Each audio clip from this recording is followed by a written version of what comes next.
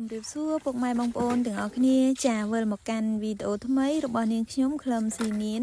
ចាសម្រាប់វីដេអូថ្ងៃនេះមកបង្ហាញពុកម៉ែបងប្អូនពីការកាត់កូនចេកឬកតែងកូនចេកចាសម្រាប់ការកាត់កូនក្នុងថ្ងៃនេះដែរក្នុងមួយគុំនាងខ្ញុំទុកមួយដើមចាសម្រាប់មួយដើមនេះគឺយើងអត់កាត់ទេគឺយើងទុកដើម្បីស្នងមេដែលមេកំពុងតែធ្លាក់សយងពុកម៉ែបងប្អូនចាសម្រាប់ស្មៅអីគឺយើងបោចចេញឲ្យអស់ពីគល់ដើម្បីយើងងាយនឹងដាក់ជីចាសម្រាប់ជីវិញគឺនាងខ្ញុំប្រើជីដើមហើយនិងជីផ្លែយើងដេកចូលគ្នាទៅយើងបាចពុកម៉ែបងប្អូនហើយសម្រាប់ចំការនាងខ្ញុំផ្ទាល់ក្នុងមួយខែគឺដាក់ជីម្ដងចាសម្រាប់ការប្រើជីនេះដែរបងប្អូនមើលទៅលើភាពជាក់ស្ដែងរបស់ចេកបងប្អូន